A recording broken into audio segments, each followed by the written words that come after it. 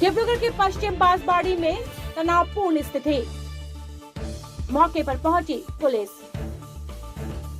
पवित्र ईद के दिन डिब्रूगढ़ शहर के पश्चिम बांसवाड़ी इलाके में तनावपूर्ण परिस्थिति देखी गई। प्राप्त जानकारी के अनुसार हिंदू बहुल क्षेत्र में कुछ दुष्कृतिकारियों द्वारा प्रतिबंधित गौमांस फेंका गया, जिसके बाद इलाके में काफी नाराजगी देखी गई। तो इस घटना की जानकारी मिलते ही डिब्रूगढ़ पुलिस तुरंत मौके पर पहुंचकर स्थिति को काबू में किया।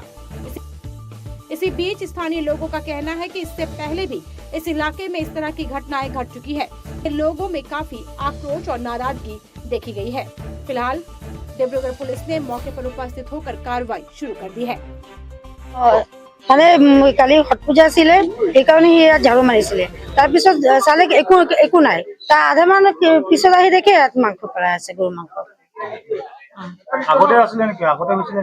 আগতে হৈ গ'ল তো এমাহ শিৱৰাত্ৰি সময়তে এনেকাই হৈ গ'ল, বহুত ডাঙৰ কাজিয়া হ'ল। আমালোকে কেছো কৰিলো, দেৱালটো দিয়াৰ কথা কৈছো, সেইলোকে ক'লে দিব ধ্যান কৰিছে যে দেৱাল নিদিয়ে কেনে, কিন্তু আমাৰ দেৱাল লাগে।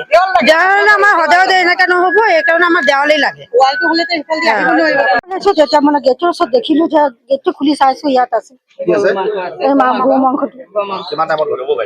এইটো 3টা বাজিব তেতিয়া আছে। আৰু ইয়াতে গৰু মাংস পেলাইছে, আমাৰ ইয়াতে কেনেকে হাজা কৰিব পাৰে?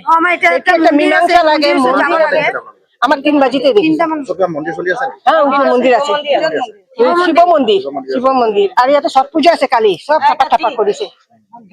এটাই হচ্ছে কথা।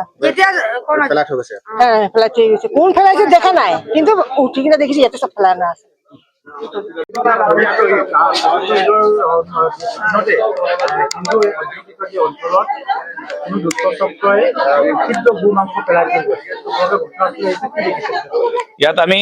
ইয়াত আহি চাইছো, ইয়াৰ শান্তিপুৰা ৱাৰ্ড নম্বৰ 8ৰ হিন্দু সমাজে আমাক ফোন কৰিছিলে।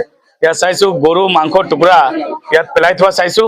আৰু এই ঘটনাক অখিল ভাৰতীয় হিন্দু ক্ৰান্তি দলৰ পৰা তীব্ৰ ভাষাৰে গৰিহণা দিছো।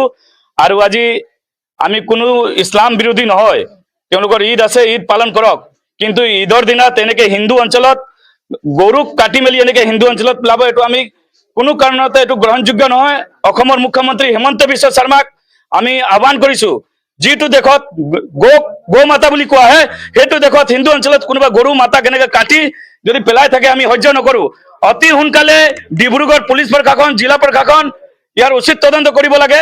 এই দুষ্কৃতিকাৰীক অতি সোনকালে গ্ৰেপ্তাৰ কৰিবৰ কাৰণে আমি হিন্দু ক্ৰান্তি দলৰ পৰা দাবী জনাইছো।